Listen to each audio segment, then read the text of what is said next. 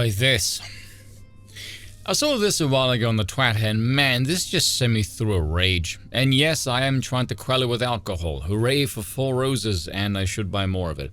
Feel free to pitch in with that. We'll call it Spoon's Whiskey Fund. But anyway, look at this, from Ashley Sinclair. A lot of conservative men really just hate women, to be honest. To be honest, I think you're an idiot, with Sydney Watson having to one-up the stupid with more stupid of her own. Why don't the women vote the way we want? Repeal the 19 stay-at-home mothers get no resources, you're emotional and inferior. Yeah, can't imagine why. Let me tell you something. These types, and you could probably group Lauren Southern with them as well, they're a bunch of lame grifters. All of them. Sydney Watson especially is no right-winger at all. I don't know any man that said stay-at-home mothers should get no resources, especially conservative ones. I myself have said a man's role is to provide a woman with resources because they're better at it, and her role is to provide him with an heir. I've said repeatedly, women should look at men like they're horses. His job is to carry you and yours to feed him, groom him, and care for him. And every once in a while, let him run around the field like an idiot. You know what these times remind me of? There's a quote that I've used from Robert Dabney, who was a Presbyterian preacher in the late 1800s, who said the following: "It may be inferred again that the present movement for women's rights will certainly prevail from the history of its only opponent, Northern conservatism. This is a party which never conserves anything. Its history has been that it demurs to each aggression of the Progressive Party and aims to save its credit by a respectable amount of growling, but always acquiesces at last in the innovation. What was the resisted novelty of yesterday is today one of the accepted principles of conservatism, and is now conservative only in effect to resist the next innovation, which will tomorrow be forced upon its timidity and will be succeeded by some third revolution, to be denounced and then adopted in its turn. American conservatism is merely the shadow that follows radicalism as it moves towards perdition. It remains behind it, but never retards it, and always advances near its leader. This pretended salt hath utterly lost its savour. Wherewith shall it be salted? Its impotency is not hard indeed to explain. It is worthless because it is the conservatism of expediency only, and not of sturdy principle. It intends to risk nothing serious for the sake of the truth, and has no idea of being guilty of the folly of martyrdom. It always, when about to enter a protest, very blandly informs the wild beast whose path it essays to stop that its bark is worse than its bite, and it only means to save its manners by enacting its decent role of resistance. The only practical purpose which it now subserves in American politics is to give enough exercise to radicalism to keep it in wind, and to prevent its becoming pursy and lazy from having nothing to whip." These types of women, none of them are conservative. They're all for women's suffrage. They brand themselves as right-wing now, but if you stick them in the early 20th century, they'd be staunch progressives. They'd be suffragettes badgering Woodrow Wilson. They aren't conservative, they're just disgruntled liberals. They want just enough of progressivism to where it suits them, because to them it's all about me. You're an absolute joke if you call yourself an anti-feminist female, yet you champion women's suffrage, arguably their biggest win, yet complain about everything that happened post them getting the vote. It's almost like you're, full of shit. As a matter of fact, lads, consider that a good litmus test to get a feel for a woman's actual conservative credentials. Ask them how they feel about the 19th Amendment. If they say they're for it, move along. If they say repeal it, good woman. If they say voting sucks in general, well, consider them marriage material. I rather like how Claire claims she'd rather be punched on the subway by a crackhead than be stuck with any of these men for 24 hours. Only for this base dude, Clueless Chris, to wallop her with her own tweet saying, "Then what are you complaining about?" after saying, "Some of us didn't vote for this and have no choice but to live in New York City." We'll get back to this one in just a few moments. Now, personally, I took umbrage with this bollocks because I would be considered one of these hateful men in her scenario. I have extremely good justifications for my positions, and I have 3 iron titans of women in my corner: Ayn Rand, Florence Nightingale, and Queen Victoria. Who do you have, you larping wanker? This is something about human societies that drive me up the bloody wall.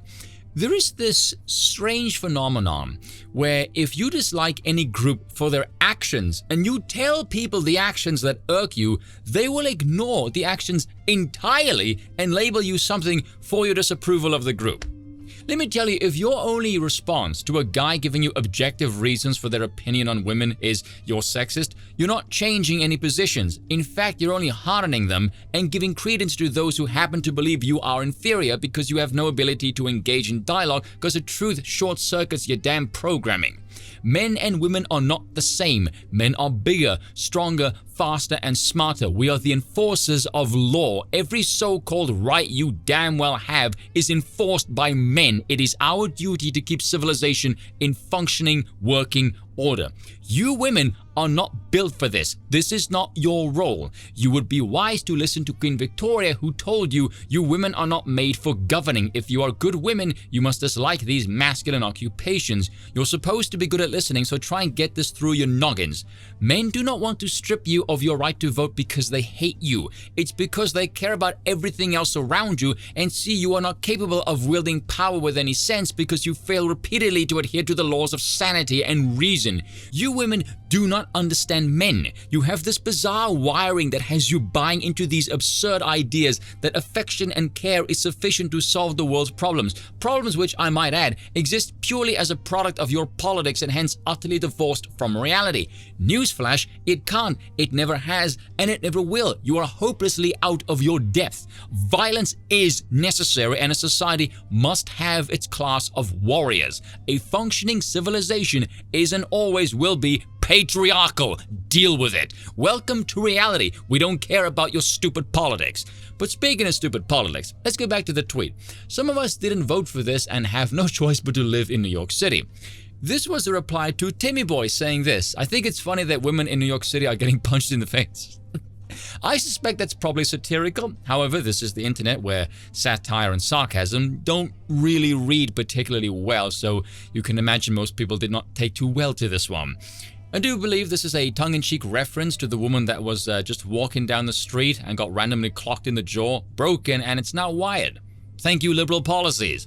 Enter this councilwoman, whose name is utterly irrelevant, quote tweeting Women's Caucus, who's complaining and is deeply disturbed and concerned about widespread reports of attacks against women of New York City.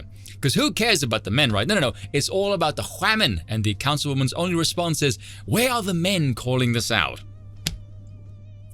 There might be a reason why men are increasingly ignoring you, and frankly why it's been said repeatedly women have the minds of children. Remember this man? Daniel Penny, a Marine? He's on trial right now because he headlocked the homeless dude who was threatening people on the subway.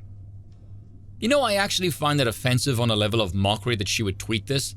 They're just not capable of understanding public duty. It is simply not in their nature.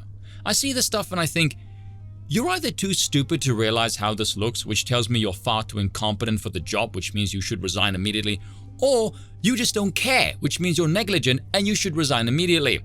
And if we scroll through her timeline, oh look, mothers and birthing people. These people are, for all intents and purposes, nothing but a joke. And we all know this BS is overwhelmingly favored by women for whatever reason. I see this stuff and I'm trying to find ways of how Queen Victoria was wrong. And I can't.